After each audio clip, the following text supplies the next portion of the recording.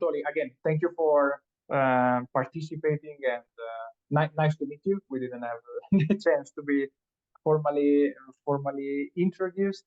So Anatoly is a commerce expert, four-time holder of 2 Commerce Club awards, founder of the GSM Growth agency helping e-commerce entrepreneurs. Today Anatoly is gonna cover how to manage remote teams, topic that became even more relevant and after the pandemic, which is something we are all figure out till today. So Anatoly, thank you for your time, and I'll make sure you can share your screen. Yeah, sure. Let me know if you can hear me well. Perfectly hear you well. Can you share are you able to share your screen? Yeah, like as we discussed like a minute ago before the call, that I won't be sharing the screen. I have a structure of Okay. how we exactly handling our remote team. Perfect.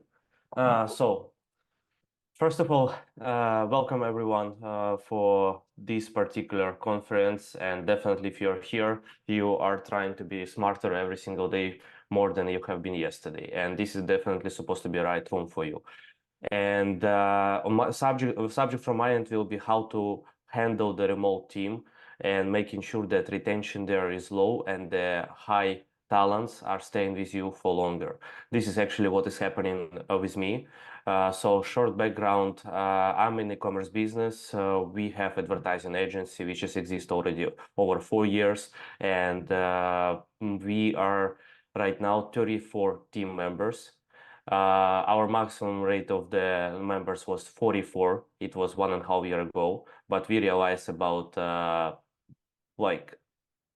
we realized one thing, which is I'm going to be sharing with you today, that we have to handle the team properly, and then we have less team members. We need less team members because we found out how many useless people were in our team, unfortunately.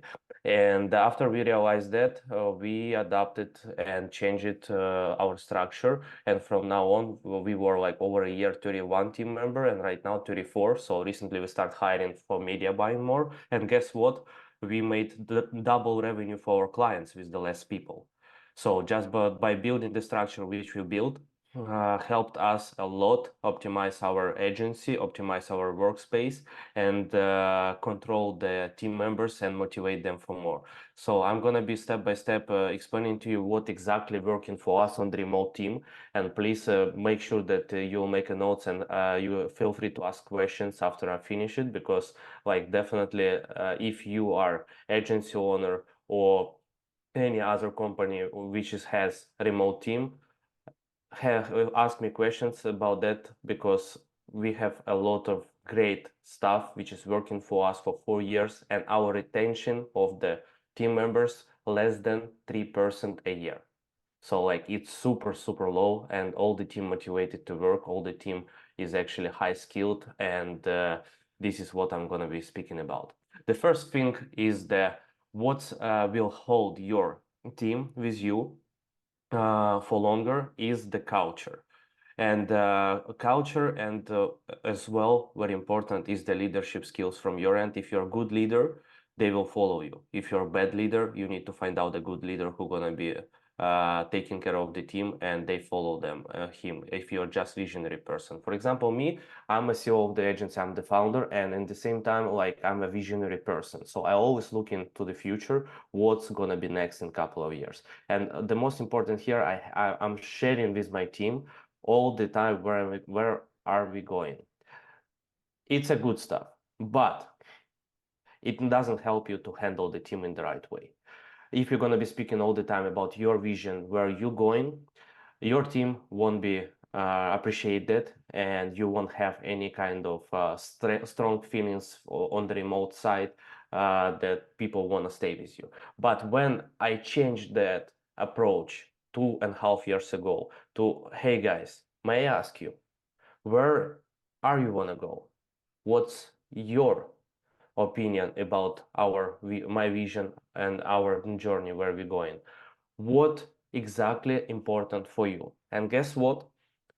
From that moment, a lot of changes happened. Like, I start hearing the team, and actually what I was pushing them for, they have similar goals, but since I ask them what's important for them, they start reacting on the things completely differently, even if we have exactly the same vision, exactly the same goals, or quite similar.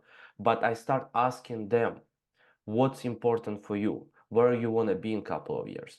And by doing this practice with my leadership team, with the top management, I realized that, okay, so we are going all, pretty much in the same direction, but now I know that they understand that it's their goal, not mine.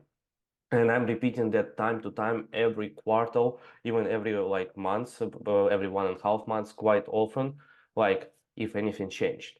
Because you need to understand that if you're gonna be care of your company, care of your team, it will be, doesn't matter if they're remote or they're in the office. For them, very important to have a feeling of being in the right room with the right people and following the goals which are related to their goals. So basically, we are coming back to the first point, is the culture. This is how you create in your culture when you're sharing your goals, your vision with your team and asking them if they are in the same spot with you. If not, ask them, okay, what's wrong? Share with me, please, what exactly you would like to see differently.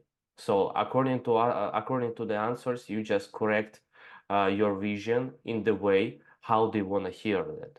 And by that being said, you have the same vision, but you're just speaking on their language, which is related to their mindset, to their vision on their side. And it's creating like strong feeling of understanding each other when you have with them meetings when you're giving them tasks, they understand that those tasks, it's not just has to be done because it's their working spot.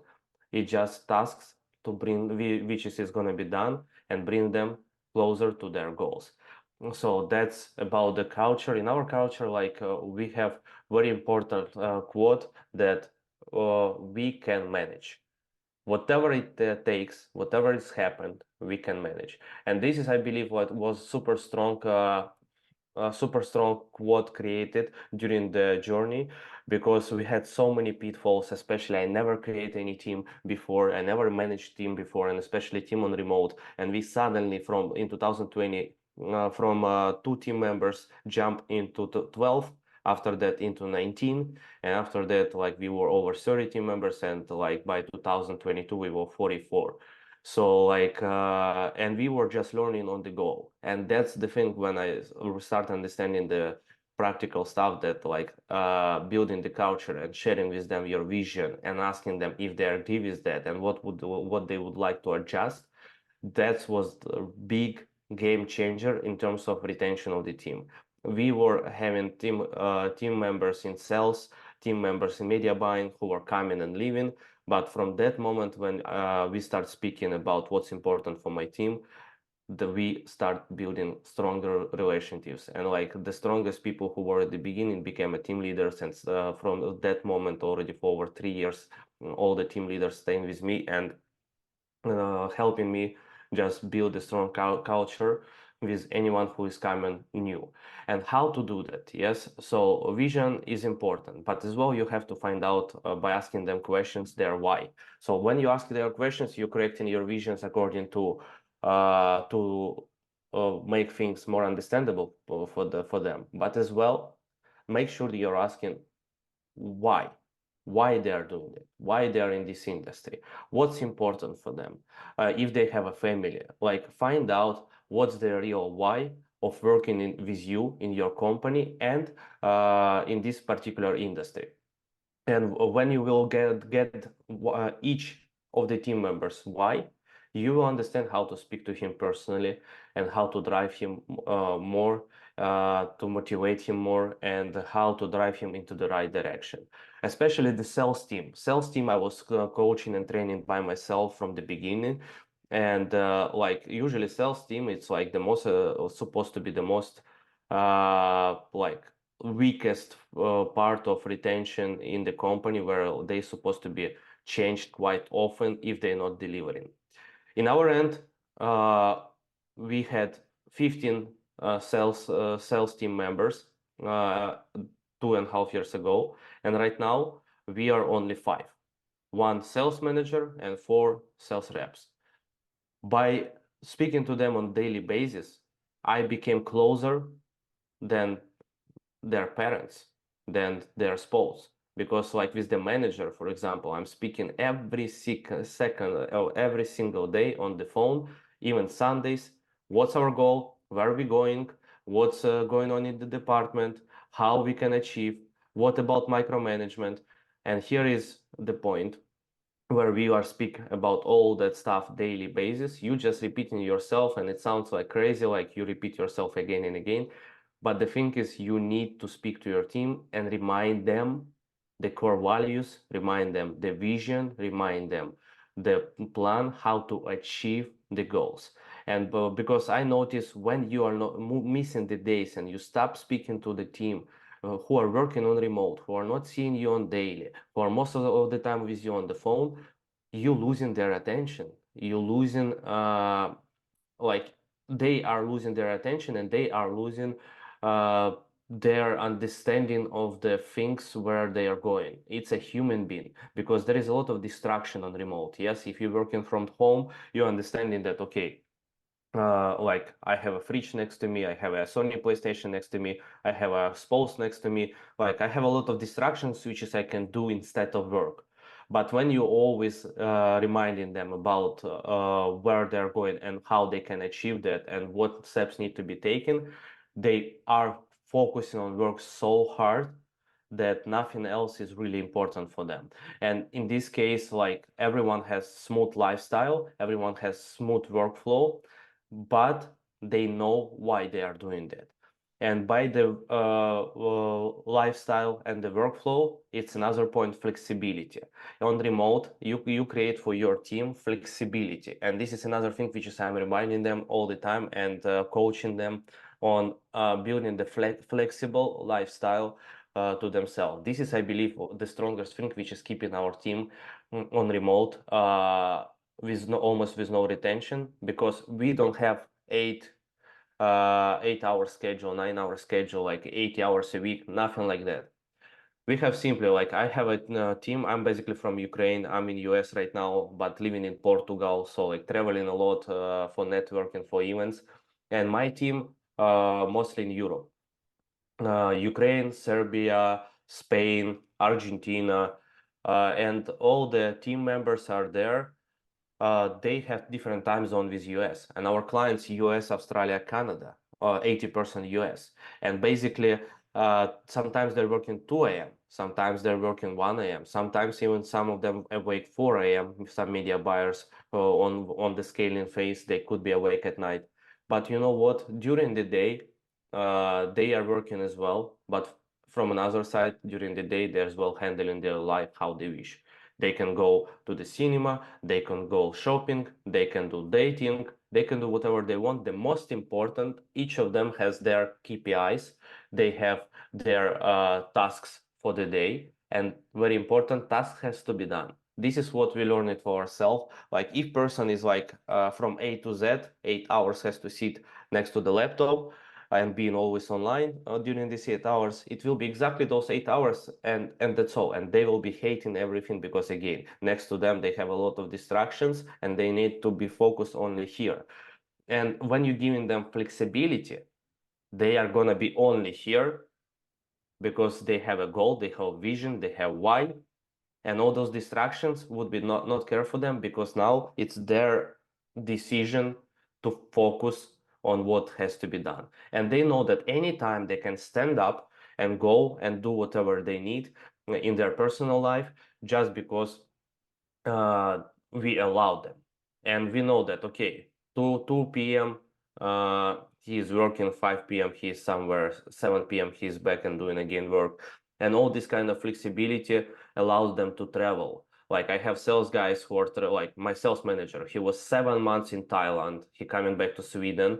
After that, he traveling to Spain, and after that, he going back to Sweden. After get again to Thailand, and he's doing that for 4 years. And he's managing the team on remote all the way on the go. The same sales guys. Today he's in Georgia. Tomorrow he's in Dubai. Today he's in Ukraine. The after tomorrow he's in Europe. All of them has full flexibilities, but they have schedule. They have schedule which they are relying themselves to, and that's it. And if we see that metrics are not following to the KPIs, then this is the question: what's happening? So basically, I'm not telling you, hey, let your team do whatever they want. Obviously, no. First of all, you need to build a culture and understand that team is actually following your vision, following your goals, and following everything what you are saying. Then you have to test it out and give them flexibility. When you're giving them flexibility and explaining them, listen, your department is your own business. Your leads in sales, for example, in sales, your leads, your DMs, your email flow, it's your business. And they don't have basics. By the way, one thing which I missed, none of my team members has a basics. All of them performance based. All of them, it's a killers who are trained by myself, and they know if they lose the client, they lose the income. If a salesperson won't close the deal, he won't make any money. So they have responsibilities of the entrepreneurial mindset, which I built for them, that each department, it's their own business. If they don't produce the revenue for their business, they're gonna lose and shut down the company. And basically by making these kind of directions and the motivational speeches with them and sharing visions, following their whys, and following their KPIs, I'm able to make sure that they are winning. And guess what? My company GSM winning as well. So we are on win-win scenario in the company. That's why we don't have any retention, because people train it to be responsible for extreme ownership of everything what they are doing. They have extreme ownership on their tasks. If they fucked up, sorry for this word, but if they're really screwed up, they're gonna be responsible for that. And we're gonna be following why it happened. And if they were doing that because they're lazy or something like that, they won't stay longer with us. So that's why this is very important point, which is giving them possibilities for extreme ownership and understanding them, let them understand by themselves. Because when we fire one person and everyone else seeing that, everyone understanding that if I won't produce, I won't stay here forever. And guess what? There is no basics, but commission is super high, that they have no ceilings for income. One of the highest commissions for our sales guys last year was around 17K. So like 17,000 by working on remote, traveling to different countries and just like doing what he has to be done. That's what motivates him to follow exactly the same for a long time. And they becoming a real A player by doing the things which they understanding they are responsible for. And if they won't complete it, they won't have nothing to eat. They won't have nothing to bring home. They are focused on generating revenue for their own department, for their own business. How to make them stronger? The next point, it's the goals oriented. When every single year starting, now it's 2024 January, we have the same practice already for last 3 years. First year was hard, second year was more or less, the third year was so smooth that I was surprised, because they are growing during these years a lot. And the practice is simple. You just sharing with them tasks. I'm doing that all the time with the leaders, top managers in different departments, and with the salespeople, because those people are financially oriented. Okay, because you have definitely some different people, kind of people in your company who wants to be just on the basic and just like be secured and like they're fine. So, but like leadership position for sure financial oriented. Sales position for sure financial oriented. So if you don't see any financial oriented person in those kind of positions, you are most probably just hired the wrong person. So those kind of people, I'm just saying, guys, yearly task as always, we have to write the goals. This is what I'm doing by myself since 2016, and my life has been changed completely. And this is what I'm coaching them to do every single year. And now some of them are doing that even on monthly and weekly basis goals. So they have to write at least 12 goals of what they want to achieve during this year, how this practice is working. So the team who is working with me for a while, it's easy to compare the previous years. So now we added the extra point to compare the numbers of the last year. So they started the writing goals from the moment. They wrote down the total income of 2023. They writing down the total income of 2023 in yearly, monthly, daily, and hourly in average. And hourly, they counted not only 20 working days, they counted 31 working day because like 31 days in general in the months, 24 hours, not like 7 or 8 hours, because I want them to understand what's actually their time worth. Okay, how much is the time for them costing? And like, for example, for one guy, it's like $15 per hour. He calculated and like it's going $15 an hour. Another one is like $49 per hour. So they see the numbers per hour for the last year. Whatever, doesn't matter if they were sleeping, they were sick, they were in the flight, they were doing the work. The most important, 365 days, they divide it hourly and they see exactly their income for the past year. Now, the task, they see the numbers from the past year, they taken those numbers and calculated how much, and they write it the goal, how much they want to make this year. And if they put like human brain working that way, that they put it, they could write down the number like 20% increments just to be secured, and which is realistic.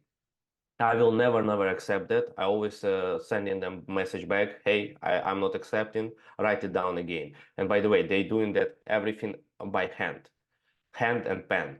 I never accept any iPad notes, any MacBook notes, none. Only by hand. They have to write down everything and take a picture and send it to me, because this helps your brain to visualize and understand your numbers and where actually like it brings direction to your brain how to achieve those results. So they writing down goals by hand, and when they write down the number which they want to achieve this year, I'm telling them, write down such a big number which is you're going to be feeling uncomfortable to achieve. And that's the main thing, because human brain trying to be secured, and we are doing everything what we actually want to get in life, not to be just secured.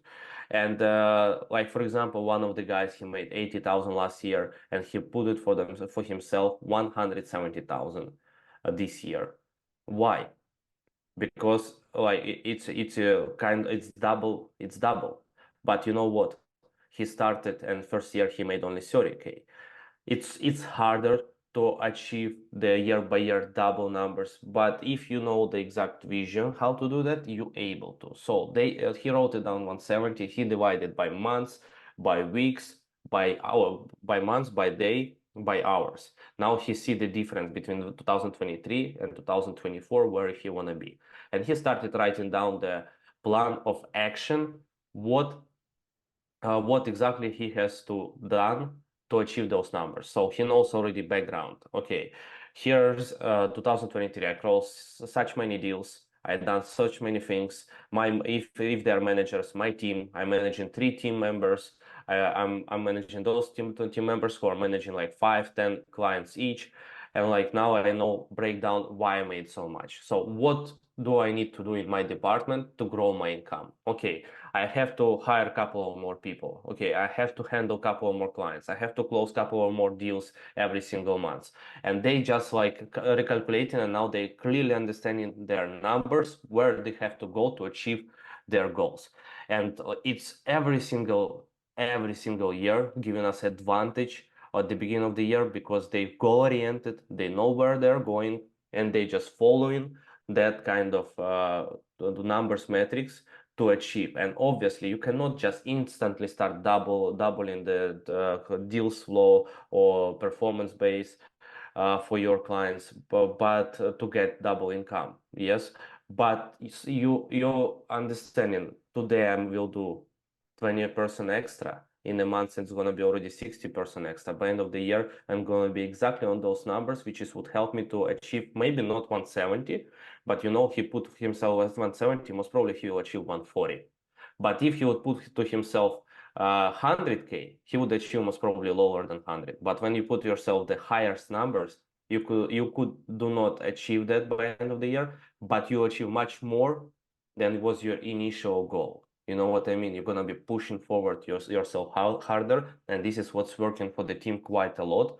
And basically they just logically understanding what they need to do. They have all this calculation on the left side, and on the right side they write down the 12 goals which they want to achieve in this year. Okay, financial, physical, mental, family, like traveling, whatever is their habits, they writing down, and you know what? They send it to me. It's a super personal.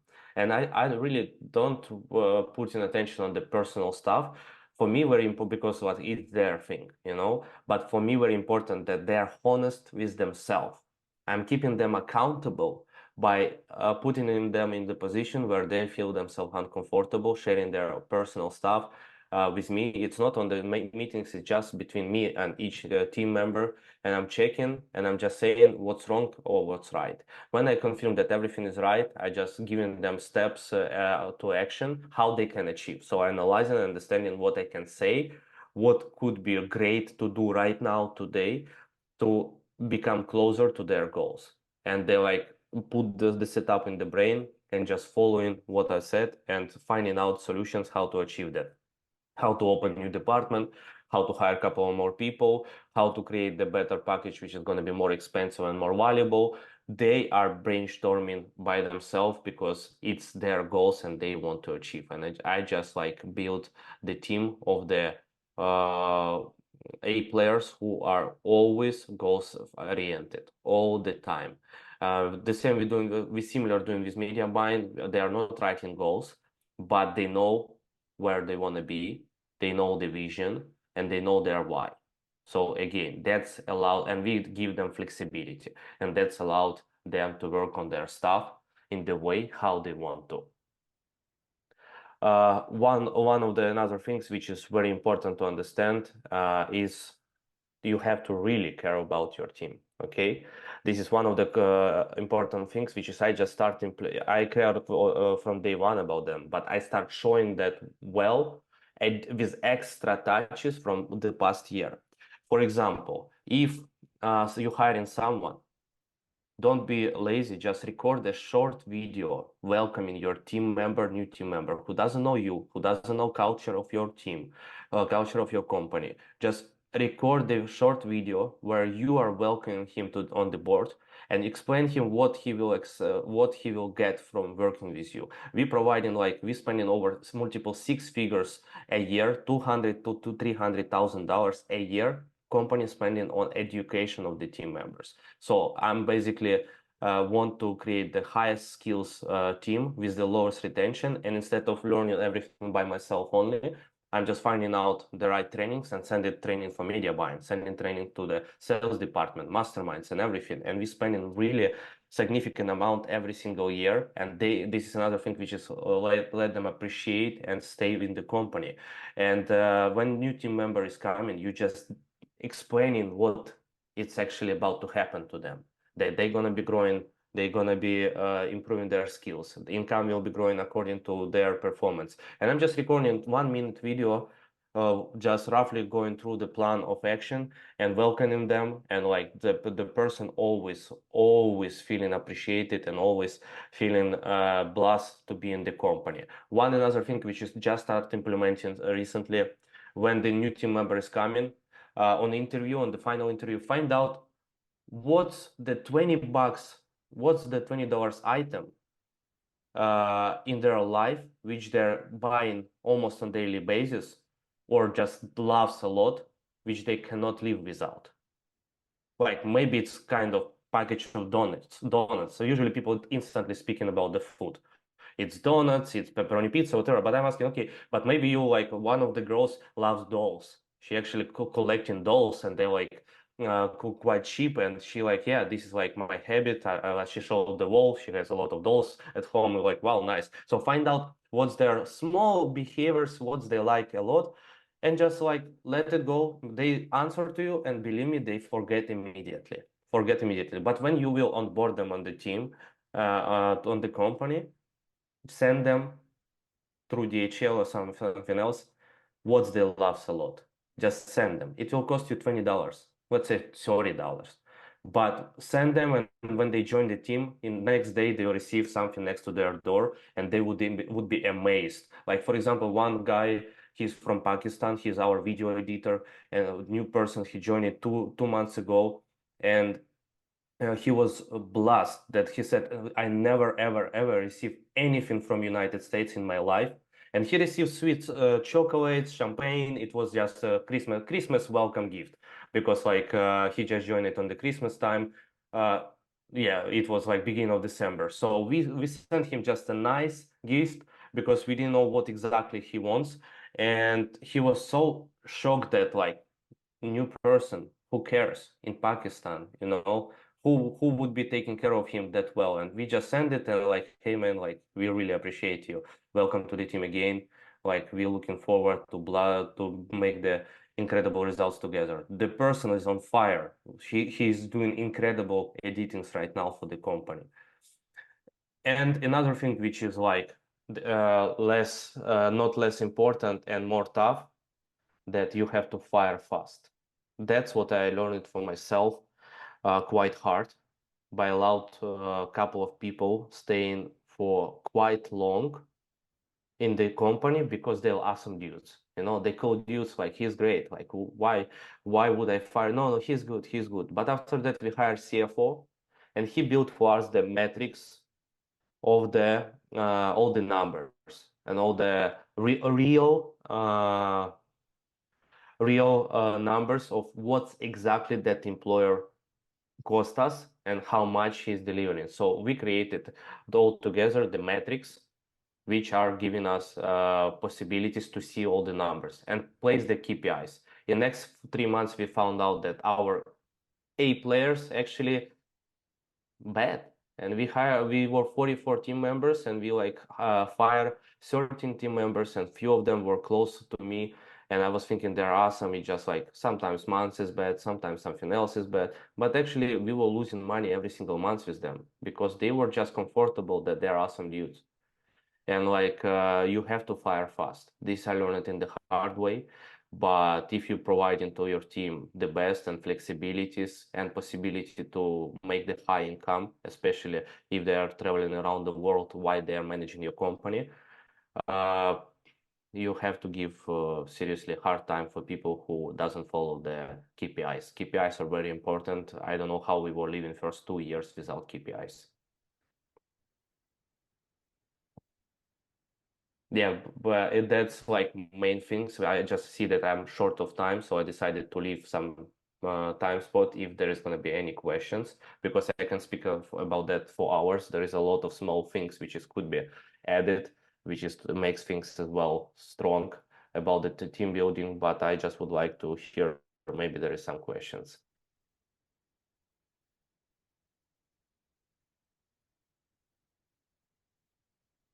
Oh, I just don't hear you.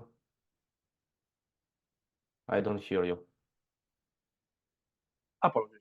Thank you. So let's see if there is any question. Otherwise, we can definitely take advantage of your time just to drill down in a few aspects. This is very interesting and helpful, and definitely fresher take on how to manage a team. So thank you, Anatoly.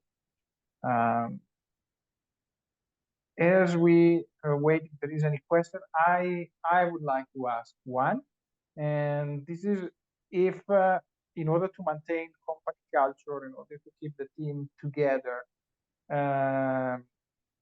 if you have some recommended touch points or structured moments that you have with your team. They can be daily huddles, it can be weekly touch points, it can be, if you have some structured touch points that you think are very critical to keep the team together, especially across time zone.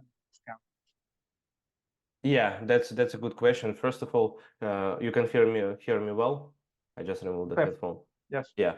So the first thing that we are knows the time difference between everyone, and like if someone is traveling, it's his responsibility about the time difference. But of the regular time difference spots, we just making all our meetings on the middle of the day, like close to noon. That everyone is comfortable to speak. That's the first thing. Second thing, we have metrics which we created with our CFO almost 2 years ago, and those kind of metrics they has to follow. That's exactly touch points which you're speaking.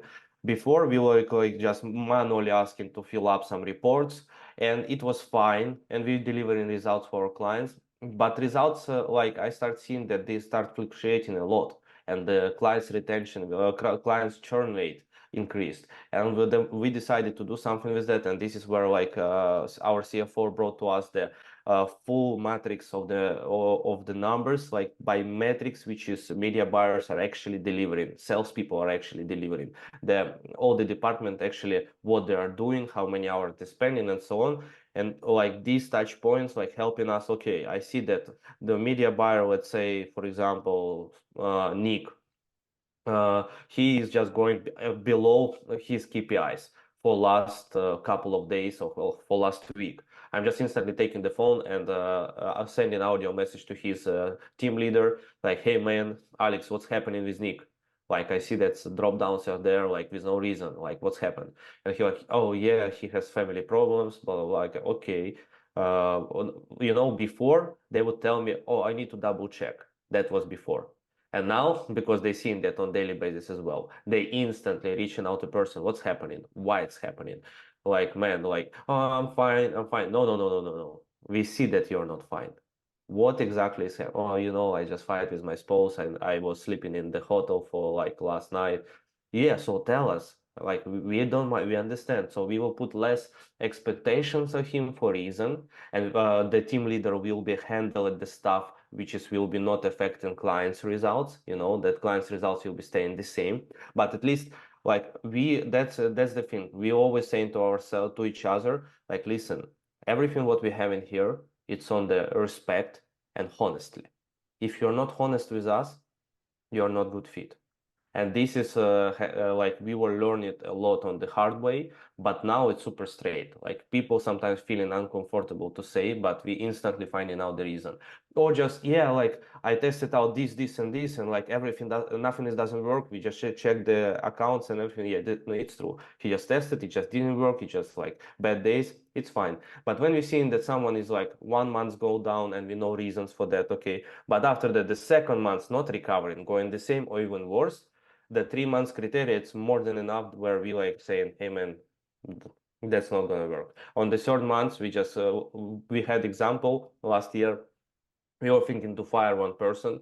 He was like really delivering tough results for the clients for the last 3 months. It was December last year when we said to him, man, unfortunately, but we'll say to you bye in January if you want to improve your performance. Right now, according to 2023 round, he is the #1 performance media buyer. #1, because he doesn't want to lose the job. He doesn't want to leave our company because he knows nobody will provide him that kind of flexibility. Nobody will take care of him how we are care.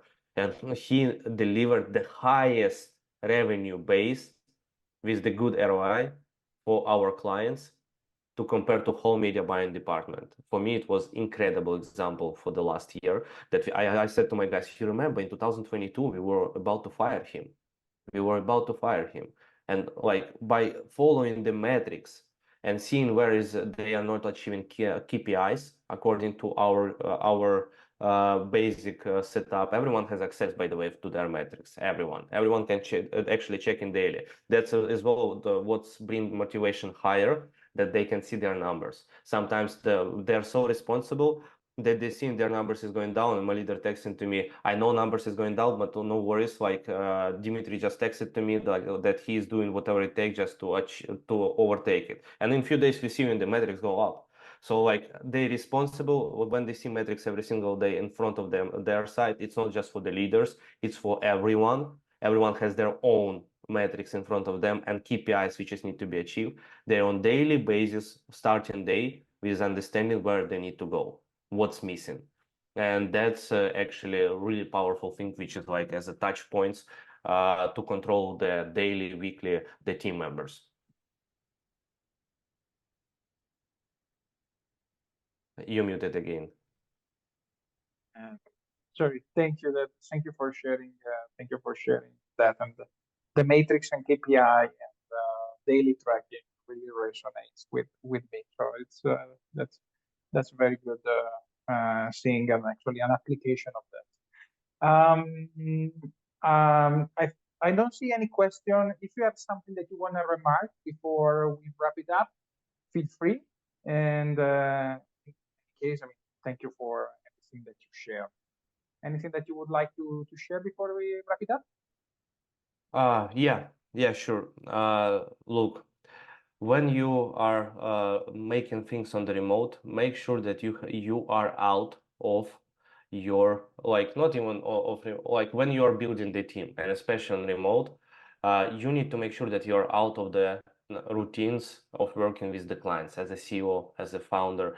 It's not because like you are CEO, like I'm gonna be not speaking to that guy or that something else. No, your role to be more on building the networks, on bring the revenue to the company, to finding out the best way to bring the revenue, to build the trust, to build the real expert vision in front of the right audience. And your team has to deliver in all the technical high-end results. So then longer you're gonna be staying in the chats, longer you will have the sales calls. I just came back from the agency founders event. It was 200 plus agency owners there. And so many of them delivering like 50, 100, $150,000 revenue a month, and they're on the sales calls all the time, or they're in the chats with the clients. One of my good friends, he was there for second year already. He lives in Dubai. Like he delivering around, he's generating around 100K revenue, delivering great results for his clients. But he's managing the ads by himself, and he has only one media buyer to help him. Like, come on! Like he was sitting down on the in the conference, which he paid money. He flew from Dubai to US and was just launching the ads during the speeches of the speakers.